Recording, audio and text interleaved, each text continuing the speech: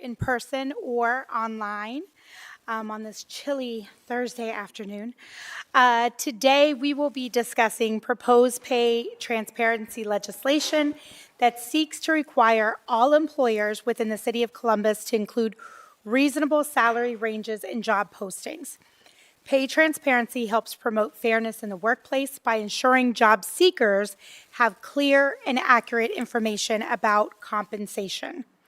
In March of 2023, I introduced, with the support of my colleagues, passed pay equity legislation that made it illegal for employers in Columbus to ask job applicants about their previous salary history. That law ensures that your next employer cannot base your salary on what you made before. Because in Columbus, we do not want pay disparities to follow anyone from job to job, especially women and people of color. That legislation was a meaningful step towards narrowing the pay gap. And as we look at the state of women and workers today, it's clear that pay inequity continues to hold too many people back. Women make up nearly half of the workforce, yet they continue to earn less than men in nearly every industry. Female-headed households are more than 3 times as likely as the average Ohio household to live in poverty. And that number jumps to 4 times as likely when children are present. Here in Columbus, women earn just 83 cents for every dollar earned by men. The gap is even wider for women of color. Nationally, Black women earn about 64 cents on the dollar, and Latinas earn about 58 cents on the dollar for every dollar earned by white, non-Hispanic men. That means even women who are working full-time, doing everything right, are still struggling to afford rent, childcare, transportation, and health care. Over a lifetime, that difference adds up to hundreds of thousands of dollars, even millions, for some women in lost wages, lost opportunity, and lost economic security. That matters not only for individuals, but for families and for the economic growth of our entire city. When workers are paid fairly, they can support their families, they can invest in their futures, and contribute to a stronger local economy. Our goal with this legislation is simple: to create a city where economic growth and equity go hand in hand. Pay transparency isn't just about fairness, it's about ensuring that every person in every neighborhood has a fair shot at opportunity. So I want to thank everyone who's here today. I want to also acknowledge my colleagues, Councilmember Emmanuel Remy, Councilmember Otto Beatty. I'd like to open the floor if either one of you have any remarks that you would like to make. Thank you very much, Councilmember. I'm just appreciative of the work that you've been doing over the years that you've been serving. It's important as a father of daughters and certainly a product of a single mother. I know the discrepancies in what history has done, and it's time that ends in the city of Columbus, and I just appreciate all the hard work that you put into this to bring this to fruition. Thank you, Councilmember. Councilmember Beatty. Perfect. So we are going to kick off our hearing today with a presentation from our senior legislative analyst, Kirsten Asosi, from the Legislative Research Office here at City Council. So she's going to provide an overview of the pay transparency legislation that we are proposing, and then we'll have some questions from me, from my colleagues, and then we will move to public testimony. So Kirsten, the floor is yours. Council members, thank you so much for having me here today. Councilmember Barroso de Padilla, it has been such an honor to work with you on this legislation, and I'm grateful for the opportunity to present it to the public with you today. I want to share some of the details of the legislation and then discuss its origins and why we believe that this work matters. So the code change that we're referring to as a pay transparency law will exist in Chapter 2335 of the Columbus City Codes. This chapter is where the salary history ban, which you sponsored in 2023, currently exists. To require pay transparency, we're making some amendments to Chapter 2335. One benefit of that approach is that the applications and enforcement for pay transparency will be exactly the same as for the salary history ban. Sure thing, thank you. Amending the chapter promotes clarity for our community, including job seekers and human resources professionals. I should note that there are also some unrelated small amendments to Chapter 2335 in the ordinance, which just help keep the code up to date with changes to other chapters that occurred in 2024. At its core, and as you described, this law requires job postings to include information on the expected pay that someone would receive in a given position. Here's how that's worded in the code. Employers shall provide a reasonable salary range or scale for potential employment in employment postings. By reasonable, we mean a good faith estimate or a realistic expectation. What we're trying to avoid by using this term is creating a loophole, which has occurred in some states with pay transparency laws, in which job postings include a salary range of $30,000 to $3 million, for example. That's not realistic, of course. So when determining whether a salary range is reasonable, a variety of factors can be taken under consideration, and some of those are identified in the amendment itself. Those include, but are not limited to, the flexibility of the employer's budget, the anticipated range of experience job applicants may have, the potential variation in the responsibilities of the position, and the cost of living for the various locations in which an applicant may work. These factors will matter during the enforcement process of the pay transparency requirement. That process is identical to the salary history ban enforcement, but I will just take a quick moment to review it. So violations can be reported to the city's Community Relations Commission. Staff of the commission work to verify the complaint and then collaborate with the employer to ensure that they are aware of and can become compliant with city codes. In cases in which the employer is not willing to come into compliance, the commission may hold a hearing and determine a violation of Chapter 2335 and refer the case to the director of the Department of Neighborhoods, who may impose a civil penalty. It could be as simple as yes, no, did the employer post the pay range or not? But in cases where reasonableness is being questioned, the commission can refer to the factors I mentioned earlier, as well as others, and any evidence presented by the parties at the hearing. Here's a few quick additional points that I wanted to mention before we move on from the legislation. Employment posting is also defined in detail in the legislation. It refers to any solicitation to recruit applicants for a specific position, whether that's electronic or physical. The legislation has no impact on internal pay transparency policies. This legislation, just like the salary history ban, applies to employers in the city of Columbus, as well as to jobs that will largely take place in Columbus, regardless of where the employer is located. And then lastly, the pay transparency requirement will not be enforced until 2027 to give employers time to learn about and adjust to this change. While those are the details of the legislation, I'd like to briefly speak to its background. We had the opportunity to look to some of our peers, not just across the country, but in Ohio, that have taken action to promote pay transparency. Cincinnati and Toledo have had versions of a pay transparency requirement on the books for years, and Cleveland City Council voted to approve legislation that's quite similar to ours just a few months ago. Not only is this encouraging, I think it's helpful for Ohio employers to have increasing consistency across our cities. Pay transparency is important to job seekers, you've spoken to that, but it is the best practice for employers too, bringing in a higher quantity and quality of applicants for each job posting. Indeed found that descriptive job postings that included information on pay, benefits, etc., received 3 times as many applications on average compared to other job postings. And then SHRM found that employers save 35% on cost per click on job postings that include pay ranges. So I have spoken about the legislation itself, about its background, but before wrapping up, I do want to say that today, October 23rd, is Disabled Women's Equal Pay Day in 2025. Disabled women in our country earn just over half of what non-disabled men are paid in a year.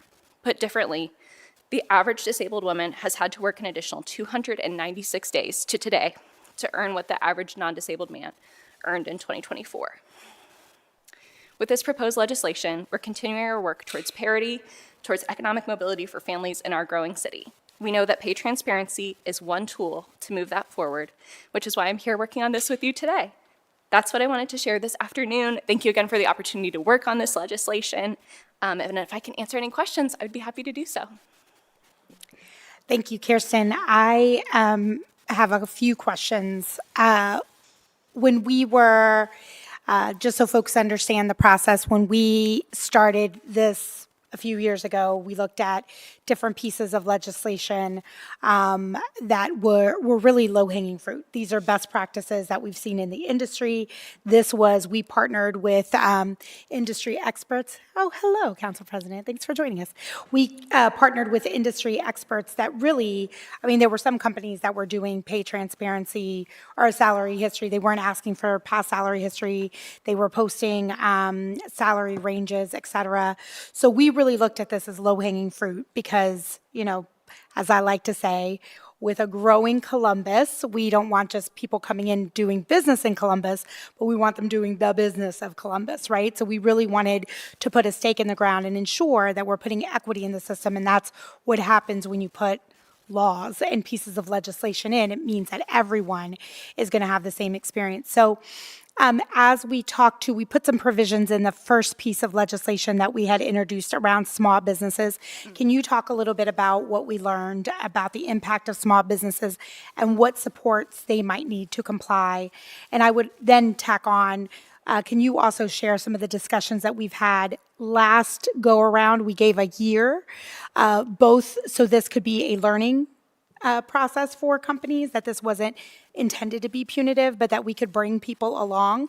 So could you also share some of the strategies that we've talked about over the year of learning for companies? Yeah, certainly. Thank you for both of those questions. So just like the salary history ban, this legislation exempts really small businesses that have 15 or fewer employees. Not because we don't think it's a best practice for those businesses as well, but just because we don't want to penalize such small businesses. But we still hope that they will engage with these best practices in HR. As you mentioned, we do have a year lead time in compliance. So we had done that with the salary history ban where we had passed it in March and it didn't go into effect until the following March. With this, the legislation, this is like one of those technical legislative things that's part of my job, but the legislation will go into effect on the normal time period, so 30 days after it's passed if council chooses to vote to approve this legislation.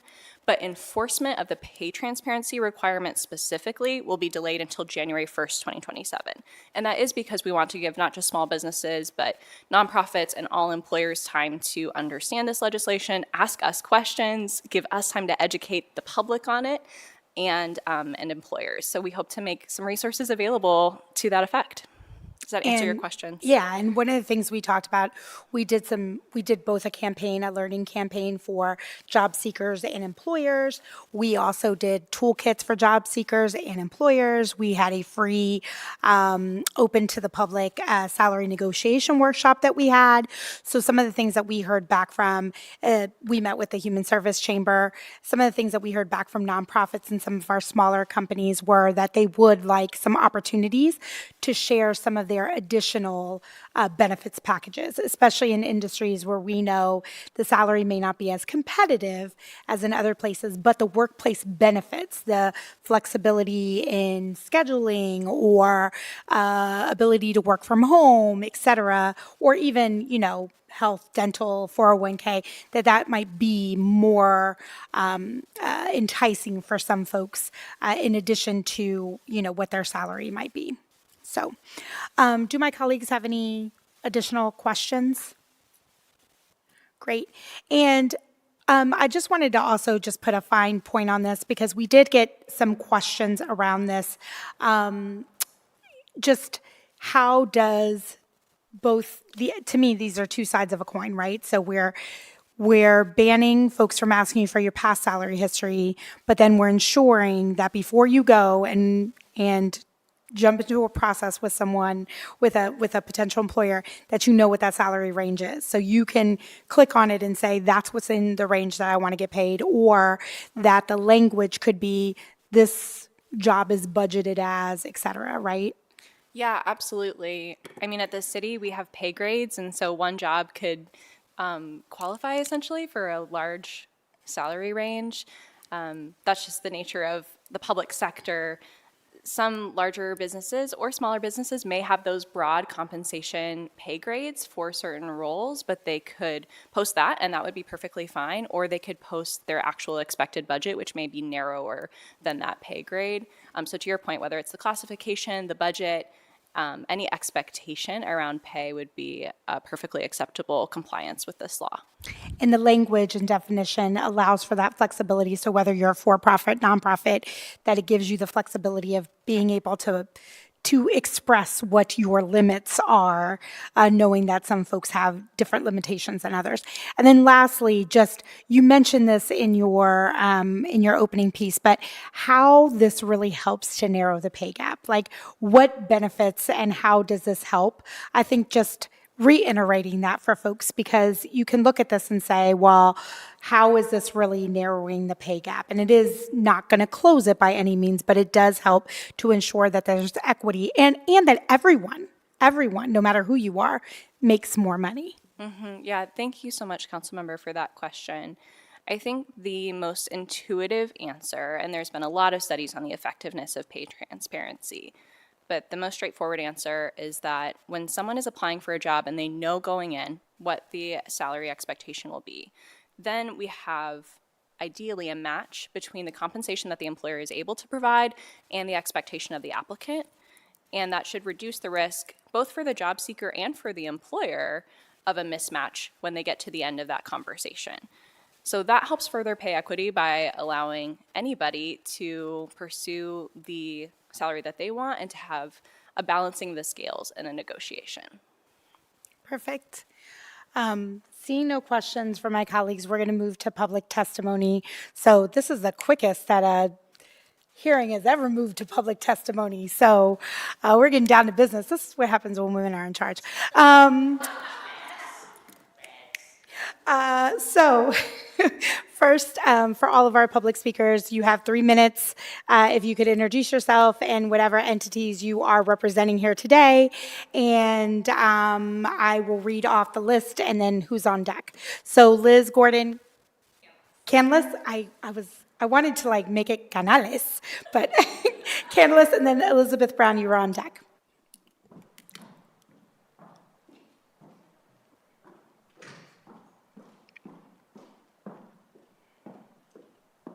Welcome back to council. Thank you. You're welcome. Thank you. Good afternoon, Councilmember Barroso de Padilla and members of council. My name is Liz Gordon-Kenlis, and I serve as the managing director of Zora's House, a community space that incubates ideas, fosters leadership, and elevates the voices of women and gender-expansive people of color here in Central Ohio. Our mission is to drive systemic transformation by changing how our region supports and invests in the leadership, creativity, and economic power of women of color. Because we know that when women of color rise, our communities rise, our families thrive, and our entire economy becomes stronger, more innovative, and more inclusive. Part of my role at Zora's House includes leading much of our hiring. And I often think about what it means to imagine and to actively build a workplace that truly centers women of color. For us, that means creating an environment where transparency, equity, and trust are the default and not the exception. And I can still remember when I first saw my job posting at Zora's House. I was absolutely thrilled to see this opportunity. And I remember that that opportunity included a salary range. To me, it was absolutely refreshing, simple but refreshing. That transparency told me immediately that Zora's House was an organization committed to fairness, one that respected my expertise, and it valued clarity from the very beginning. That small act of openness was really powerful. It sent a message that I didn't have to guess what my work was worth, and I didn't have to wonder if the offer I might receive would be equitable. I could focus instead of what my future career looked like at Zora's House. I could imagine the vision and the impact of the work that I was meant to do because the foundation of fairness was already there. To me, that's what pay transparency is meant to do. It's not just about these numbers, it's about trust and it's about dignity. It's about setting a standard of honesty in how we engage with one another. And as you already mentioned, we know across industries, women of color continue to face steep and enduring wage gaps.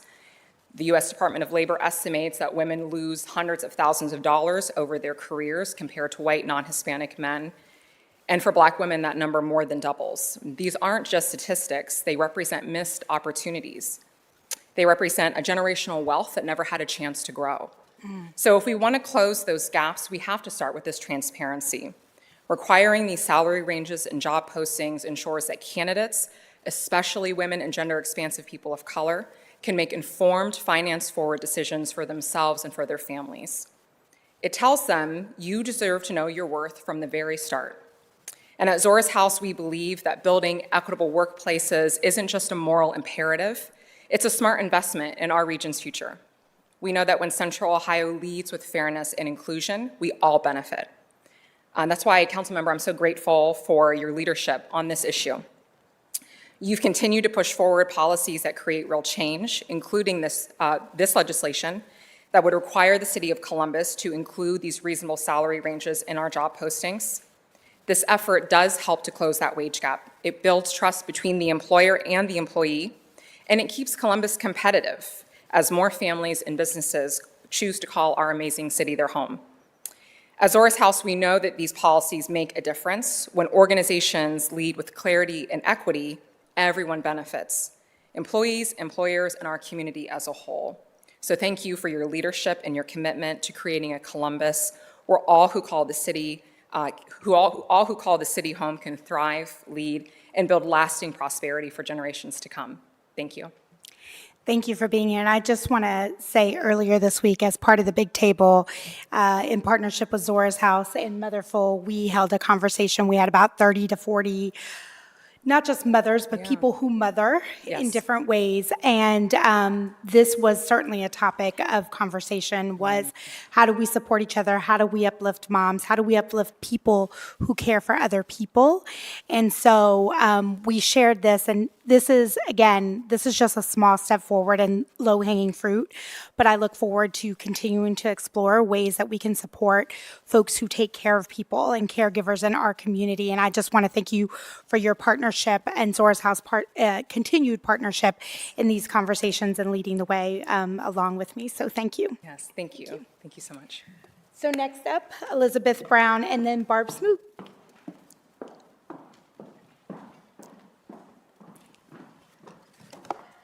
Hello, council members. Councilmember Barroso de Padilla, Council President Hardin, and the members of council. My name is Elizabeth Brown. I serve as CEO of YWCA Columbus, an organization committed to eliminating racism, empowering women, and promoting peace, justice, freedom, and dignity for all. This mission has guided our long history of supporting women and families in our community since 1886. A fun fact about the very first building we had in Columbus, which was across the street from the one we currently sit in, a small 12-room boarding house for women and girls who didn't have homes. And in that building and on that site was on-site childcare for the workers who actually helped us care for women. So this has run long and deep in our storied history, YWCA's commitment to equity and to workplaces that reflect equity in our community. Pay transparency laws are a critical tool to combating wage and wealth inequities that disproportionately harm women and marginalized communities, especially Black, Indigenous, and people of color. Transparent pay practices promote fairness in hiring, close wage gaps, and protect workers' economic dignity. We applaud Cleveland's leadership. I appreciate in passing this and would applaud Columbus in joining them. I really appreciated Kirsten's note that actually creating this equity across our communities in Ohio gives businesses more certainty on which to base their hiring practices in the state of Ohio. This is also a more urgent time than ever to be having this conversation. The wage gap, since we started measuring it, has generally narrowed. And for the first time last year, since we've measured it, the wage gap has gotten worse. For 2 years in a row, the pay gap, and just using the overall women's pay gap, which is worse as you look at the intersectional layers. For the first time in our history since measuring this, the pay gap got worse. So the commitment that you have, Councilmember Barroso de Padilla, not to do one piece of legislation like you did a couple years ago, but to continue to revisit the city's commitment to pay equity is so important and so urgent right now in 2025. I also come to this issue as an employer, not just an organization committed to eliminating racism and empowering women. At YWCA, we've recently undertaken a comprehensive compensation study, which we're now implementing. In our commitment to fostering a workplace defined by trust and transparency, we have now established clear pay bands for all staff positions, which are publicly available to all staff. This initiative not only ensures openness regarding earning potential for our employees, it strengthens retention and satisfaction, and it serves as a compelling mechanism to attract high-caliber talent committed to our mission. We made this decision not just as a mission-oriented nonprofit, but as a business and as an employer. Our experience has demonstrated that transparent pay practices are instrumental in creating more equitable work environment and are overwhelmingly supported by the people we serve. YWCA fully supports this measure, and I appreciate time on the agenda today to express our support.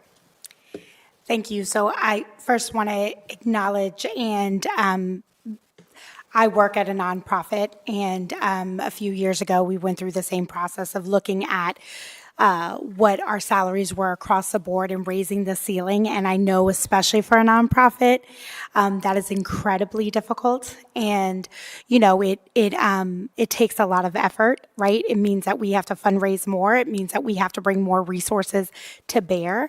But when we, especially in a field that's taking care of people, we have to live our values. And so I just want to applaud you for going through that process, for living your values. And I know that it's not easy. And so as an organization that is leading the way in so many different ways, I think helping to model that for other organizations, even if that's something that they can aspire to, that they can't quite do yet, but normalizing that, especially in the fields where we do have higher burnout. We aren't going to always have competitive wages for all of our workers, but that we can offer these benefits to them, right? We can offer clarity.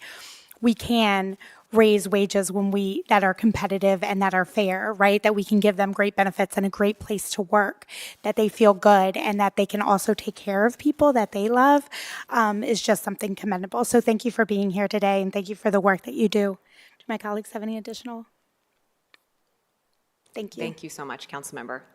Council members. After Barb Smoot, Kelly Grismer.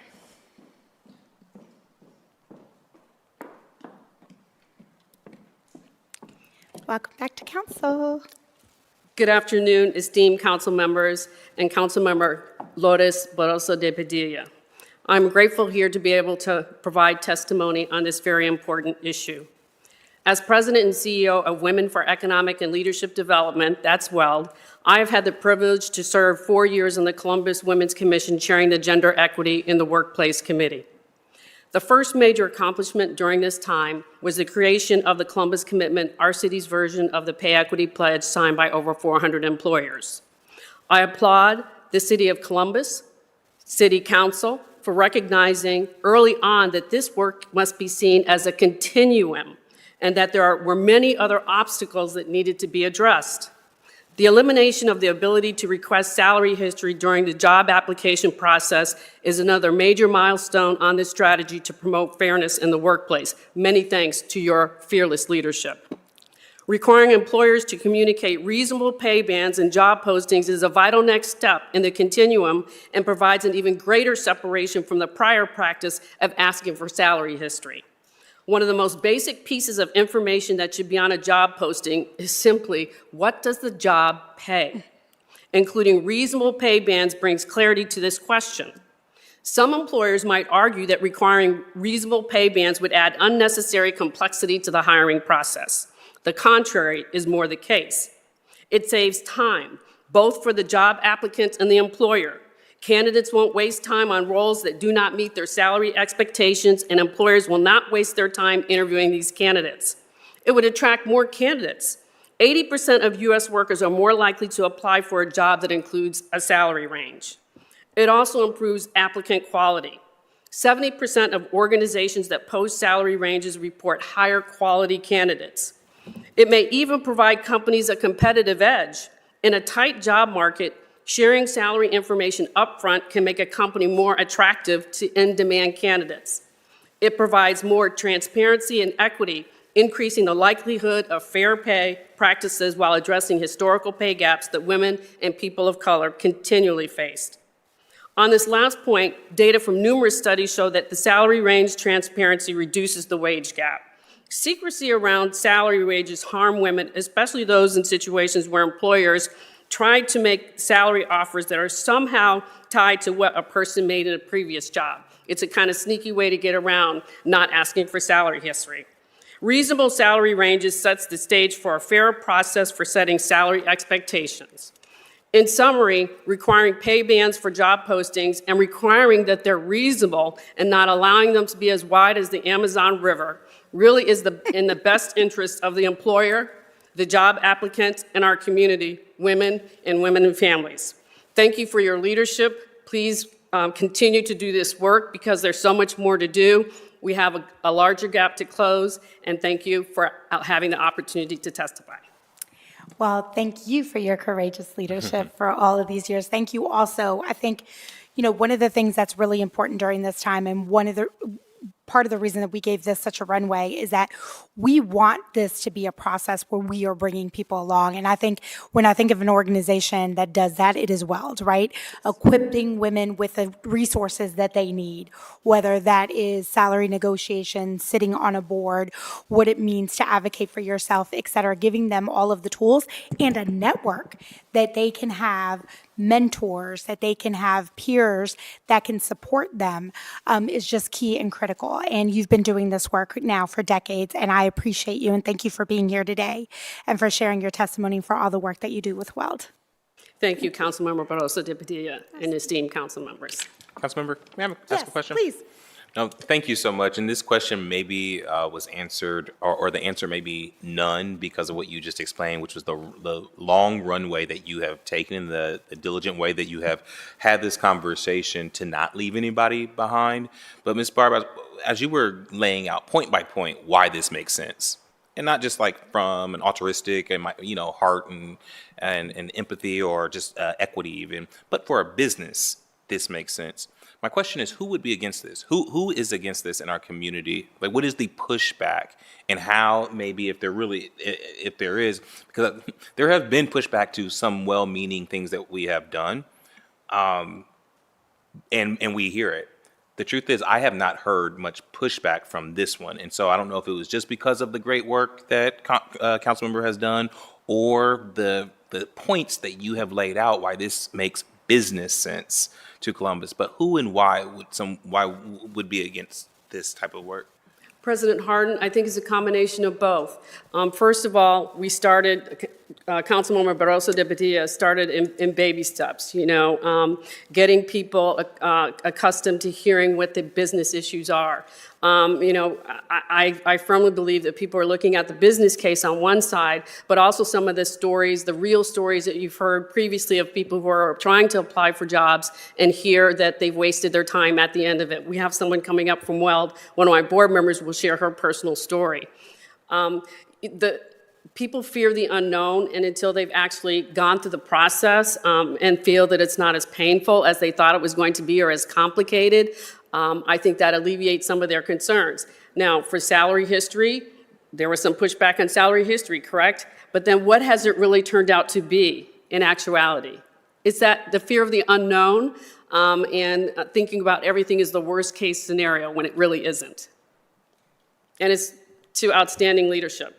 Councilmember Barroso de Padilla has been everywhere on these issues. Thank you. Thank you for your question. Next, we have Kelly Grismer and then Hannah Reed.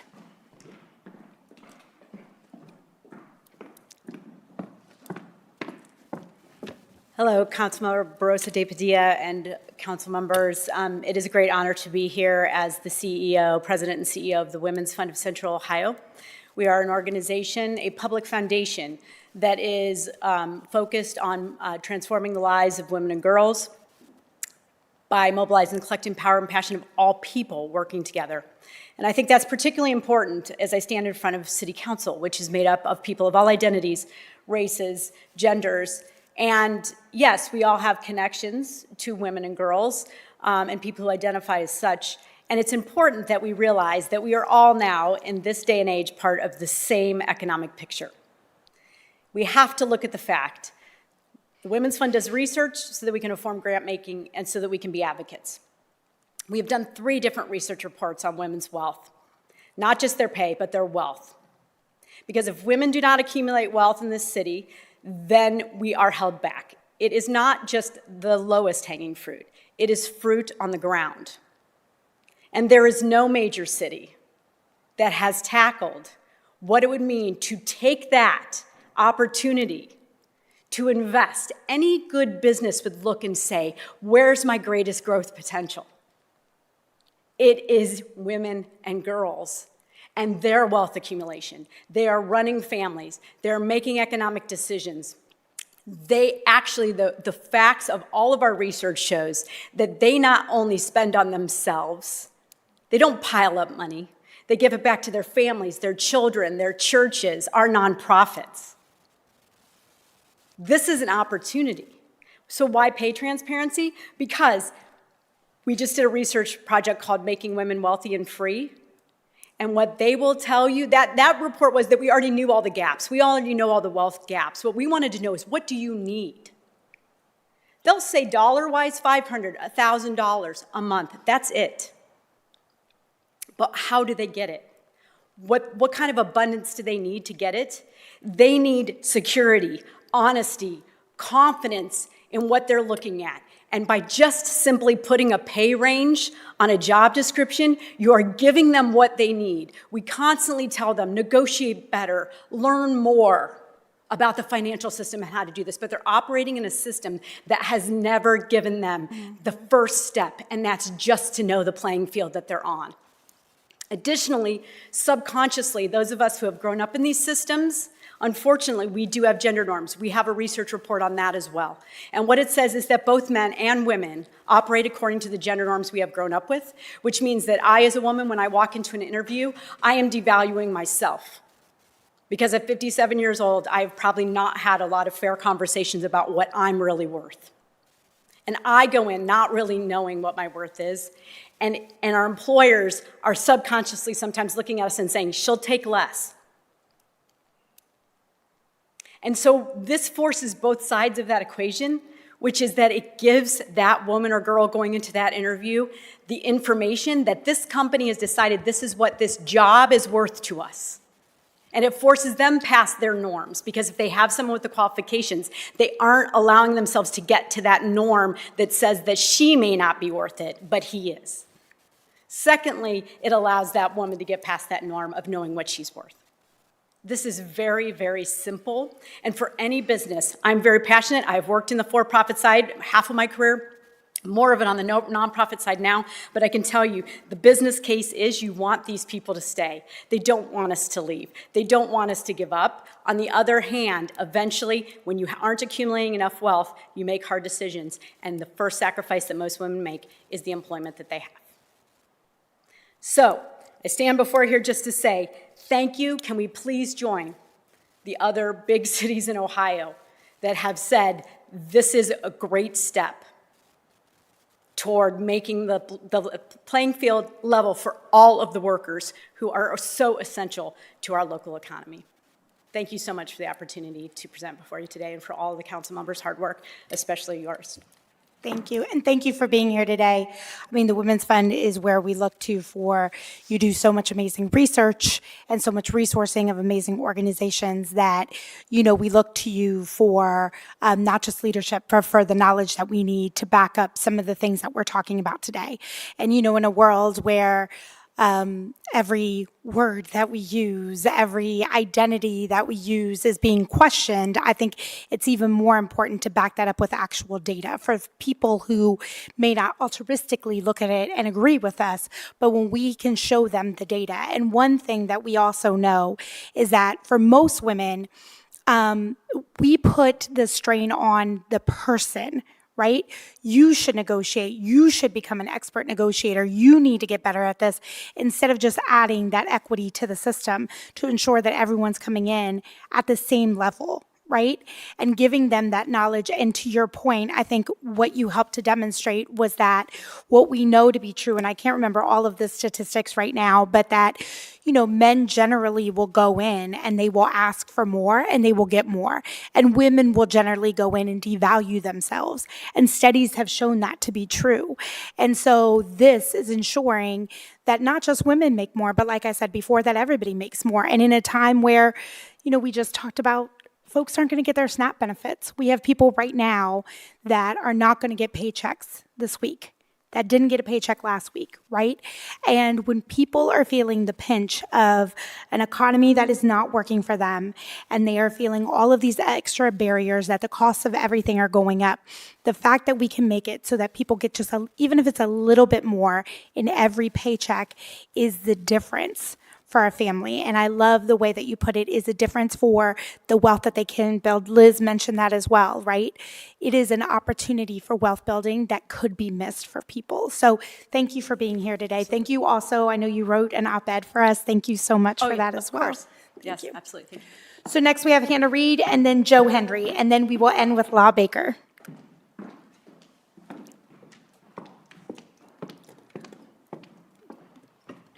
Good afternoon, council members. I'm Hannah Reed with the Columbus Women's Commission. Thank you, Councilmember Barroso de Padilla and members of council for being with us here tonight. On behalf of our chair, First Lady Ginther, and all of our commissioners of the Columbus Women's Commission, thank you for the opportunity to speak on these important issues. Building on the foundation of the Columbus commitment, as Barb mentioned earlier, pay equity is a crucial piece of achieving economic stability for women in Columbus. However, women still face a pay gap of 83 cents for every dollar earned by their male counterparts. Speaking of Barb, I want to take a quick second and thank the former commissioners behind me, Councilmember Liz Brown with the YWCA, Barb Smoot, Councilmember Barroso de Padilla, you are one of our commissioners as well. Last year, Council implemented a salary history ban, a significant step in bringing Columbus closer towards achieving pay equity and creating a competitive workforce in the city. Pay transparency will continue to move these efforts forward as a complementary piece, two sides of a coin. Pay transparency in job postings, including a reasonable pay range for the listed position, can reduce inequities in hiring and support job seekers and employers in saving resources such as time, funds, childcare, especially with women, as we were talking about earlier.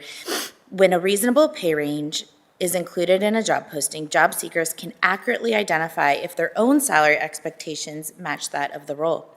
If the expected salary is matched, job seeker moves forward with their application. If not, the job seeker can continue to pursue other opportunities rather than spending time on an application and engaging in the weeks-long interview process only to learn that they will need to decline the offer to be paid the salary that matches their qualifications and start the months-long process over again. Women in particular are negatively impacted by a lack of salary transparency in job postings.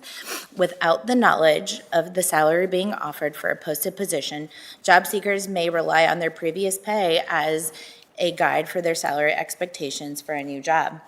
Women who already earn less than their male counterparts for the same positions will set lower salary expectations than men when they apply for a job, increasing the likelihood that they will be offered the position with a lower salary than the company might have offered, further perpetuating the cycle of pay inequity. Pay transparency also provides numerous opportunities for employers to ensure resources used in hiring processes are used effectively and efficiently. If a candidate is interviewed without an accurate understanding of the salary for the role, employers risk spending considerable time, money, and other resources on hiring processes only for a qualified candidate to decline the role due to unmet salary expectations. Pay transparency also allows businesses to continue to attract top talent. According to research done by the Society for Human Resource Management, including the salary range on a job posting has been shown to increase the number of applicants and the quality of the applicants received. When pay transparency is a regular practice across the community, Columbus can continue to be a competitive place to work for all of our residents and make significant strides towards a more equitable workforce in Columbus. The Columbus Women's Commission is committed to economic stability for women, and when we create fair employment practices for women, our communities thrive. Thank you. So Hannah, I want to thank you, and I want to thank the Women's Commission also because, so my colleagues know, the Women's Commission actually wanted us to include benefits. There were many more things. We said, how far can you go? There are many more things that they wanted us to include in this piece of legislation. You know, in continued conversations with some of our partners and business owners, we found that the process will be a little bit more arduous for them. It's something that in the future we can continue to explore, but I just want to thank you for your partnership and leadership of the commission. And, you know, they helped to make this a strong piece of legislation and continue to push on us to go further and to do more. So thank you. Thank you. So Joe Hendry, and then we're going to end with La Baker.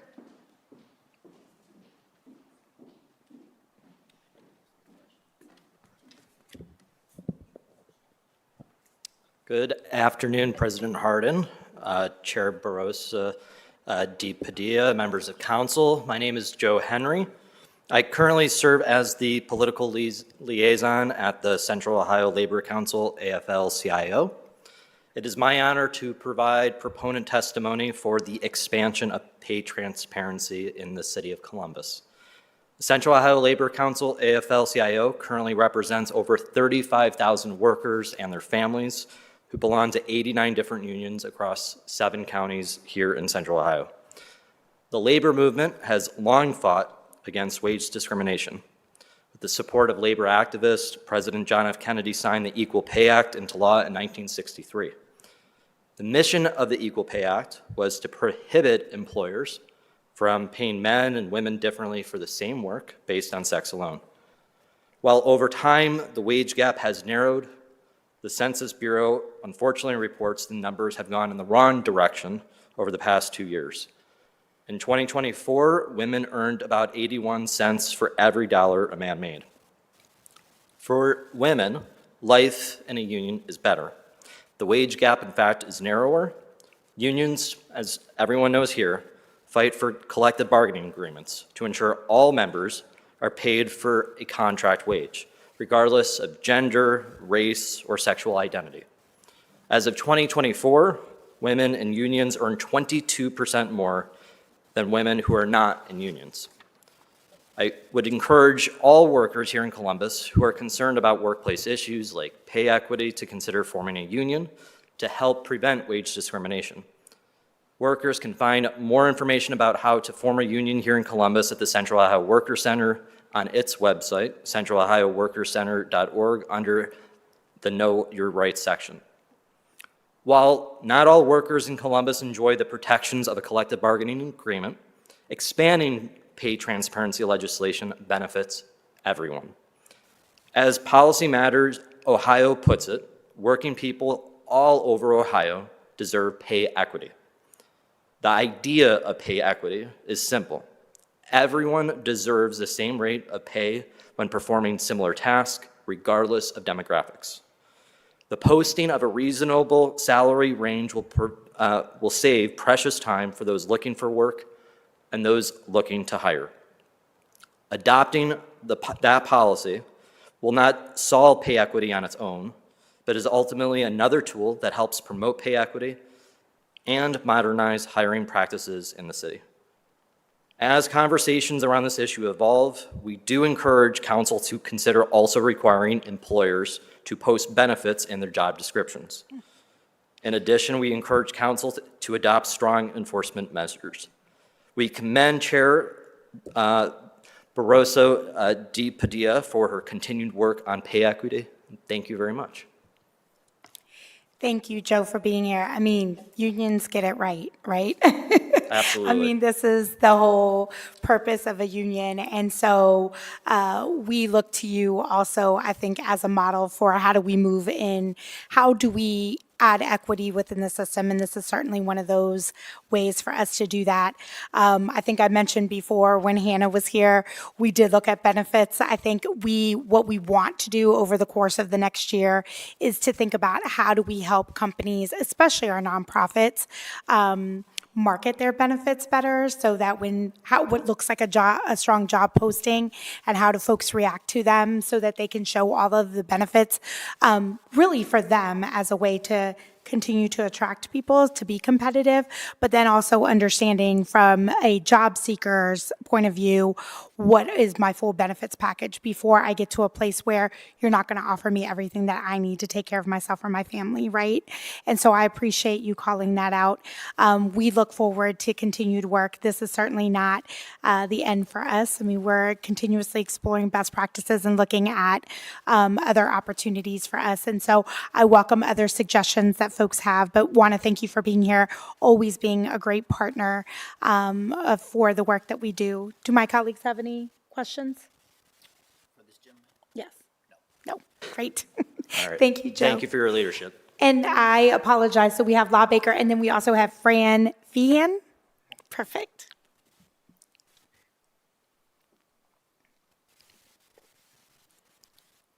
Good afternoon, everyone. How are y'all today? Good afternoon. Thanks for having me. So, Honorable Councilmember Barroso de Padilla and members of the council, my name is LaChandra B. Baker, though most flippantly know me as La. I use pronouns she and her, and I am honored to stand before you in support of pay transparency legislation. I come to you not only as the founder of LBB Edutainment, I'm a proud board member of the Women's Fund of Central Ohio, and I'm a descendant of women who worked tirelessly for decades without ever receiving pay that reflected their brilliance, their labor, or their sacrifice. I watched my mom outperform her peers, yet never out-earn them. She retired with dignity, but not with the security that her commitment should have guaranteed. That is the cost of inequity. That is the price generations of families like mine have paid. We cannot afford to let silence and secrecy write the next chapters of our city's workforce. Transparency is not just about a number of on a job posting. It's about fairness, trust, and respect. It is about dismantling the myth that merit alone determines success, when in fact, hidden pay practices have often protected privilege at the expense of potential. Success in reality is never effort alone. It is always some mix of effort, luck, and risk. And while most marginalized people put in more than their fair share of effort, they rarely have the luxury of taking big risks, especially when luck is not on their side. As a city, we cannot afford to leave people's futures up to chance. The risk of waiting for a lucky break is far too great. Let's remove unnecessary barriers and allow every worker in Columbus the opportunity to see the fruits of their efforts grow. Research tells us the truth. When pay ranges are posted, bias has less room to creep in. Candidates, especially women, people of color, and young workers, can advocate with themselves with clarity. Employers, in turn, benefit from increased applications, lower recruiting costs, and higher trust. This is a win-win situation, but more importantly, it is a justice issue. Cleveland has already led the way. Columbus should not lag behind. If we want to be a city that attracts talent, retains families, and models moral courage, then we must pass legislation that says clearly, your worth is not a secret, and your pay should not be a mystery. Our workforce is not asking for charity. We are demanding clarity. This council has an opportunity today to do what is right, not just what is easy. I urge you to move boldly, to make Columbus competitive, and to affirm the dignity of every worker who calls this city home. Columbus cannot call itself a city of opportunity if opportunity comes with fine print. Thank you for your leadership, and thank you for the chance to speak. Thank you, La, for being here. I'm going to take you on the road with me when we continue to talk about these issues. I appreciate your advocacy. I think this is also the human part of this story. I think that we can talk about data, but I think, when you talked about your mom, that resonates deeply with me, as my mom retired still with 2 mortgages on our house, and had to worry about things at a time when she should be worrying about resting, right? And so I appreciate your testimony here today and your continued advocacy. Thank you for having me. Fran, the floor is yours.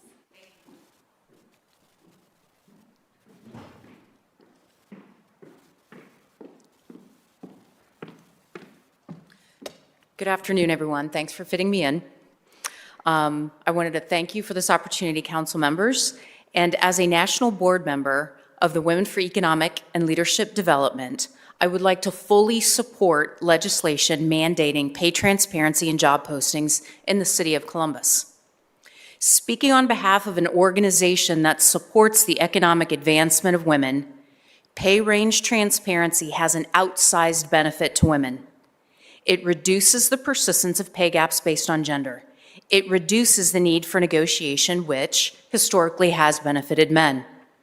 It also minimizes the reliance on a female job seeker's salary history, which can stifle pay advancement. Speaking as a leader in an organization that frequently posts and interviews candidates for different jobs at very different levels, pay transparency makes for a much more effective and productive interview and selection process. It ensures alignment around salary from the beginning and eliminates discomfort later on in the process. And finally, speaking as someone who went through a job search after my position was eliminated during COVID, this type of legislation would have been transformative. It would have greatly reduced the number of wasted applications that ended up in fruitless interviews. It would have saved significant time for both the recruiting teams and me, and it would have reduced weeks and months of heartbreak. So thank you very much for this opportunity. Thank you for fitting me in. I apologize for any inconvenience. And this is a wonderful opportunity, and thank you for your work.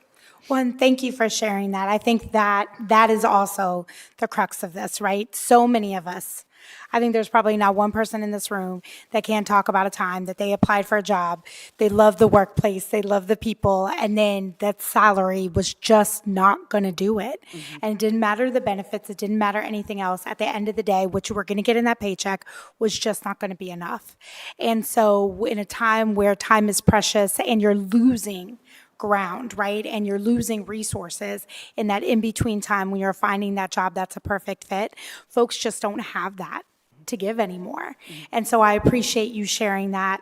I appreciate you uplifting that. I appreciate your work with Weldon. Thank you for being here today. And My thank pleasure. You for Thank you. advocacy. Absolutely. Councilmember Beatty, I believe you had a question or two. Yes. First, thank you very much for your work. And uncharacteristically, I've not had the opportunity to read the background on this particular legislation. And I agree with almost everything that most of the speakers came here and spoke about today. I have the experience of owning several small businesses that were as little as 3 to 4 employees and as many as 90 employees. But my question evolves. I want to hear a little bit about the background for the exemption of the smaller businesses. And then I have a comment and a story behind that. So could you explain to me the background behind exempting these smaller businesses? Sure. Kirsten, do you want to go and I can jump in? Yes, thank you, Councilmember, for your question. The exemption dates back to the 2023 law, so nothing is being amended in that with the current legislation that will be before council in the coming weeks. It just remains the same for pay transparency. That was something that we had under consideration early on because Councilmember and I both care a lot about small businesses, and this is modeled in other similar pieces of salary history ban legislation. And in conversations with the Columbus Chamber of Commerce, it was something that they emphasized was important to them and their stakeholders as well. And so that was how we approached that, and we landed at 15 with an eye towards those micro businesses and alignment with other pieces of city code. But what were their reasons that this should not apply to them? Yes, thank you, Councilmember. As I mentioned earlier, it's not that these practices are not best practices for small businesses as well, but that we don't want a micro business mom and pop shop to get into a legal battle that's probably actually just an issue of education. And so it was more about not putting a financial burden through any legal process that might be incurred with noncompliance, rather than about thinking that these best practices change based on business size.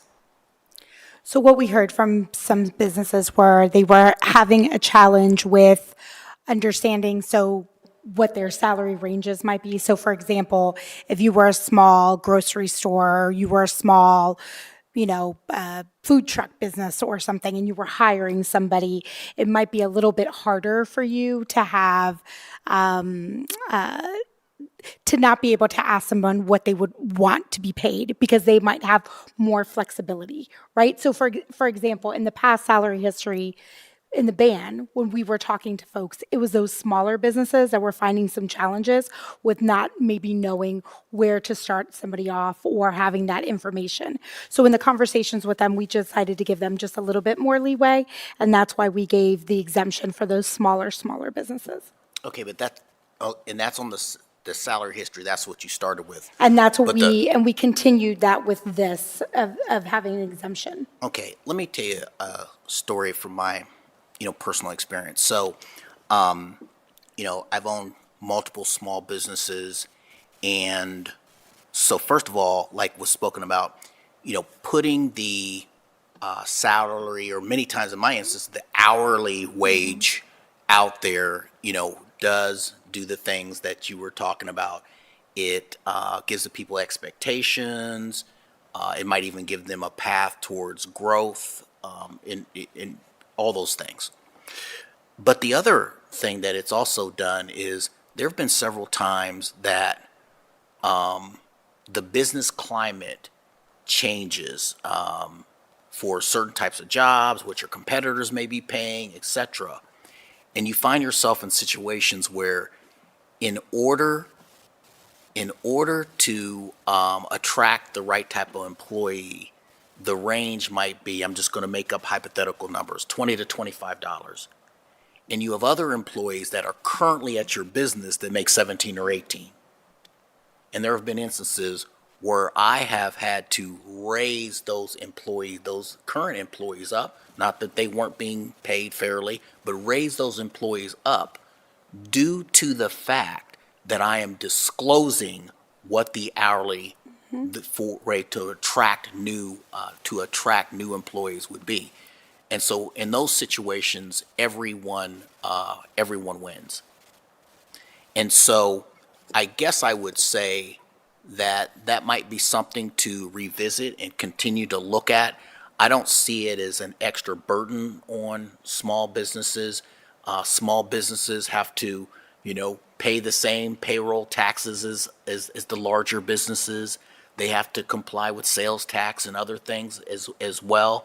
So I'm not really sure that I necessarily see an additional burden. I think I might understand a little bit more on the history, knowing where to start and everything like that.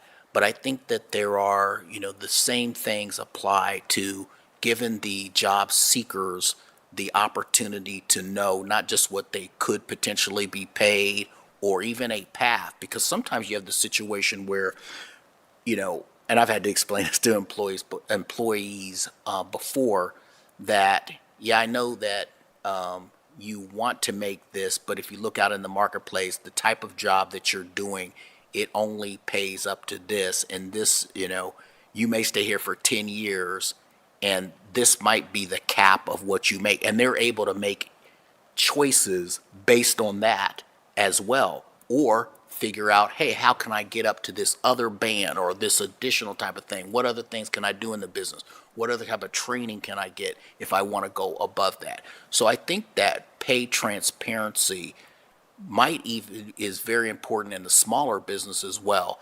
And people like Barb Smoot, they may know better than I know or whatever. I mean, small businesses still employ a lot of people in this city.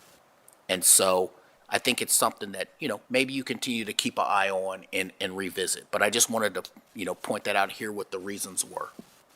No, and I appreciate that. I think we, during we went on tour and we talked to small businesses, large businesses. We talked to, our Fortune 500, Fortune 100 companies. We talked to like some of the, again, much smaller businesses and everywhere in between, our nonprofits.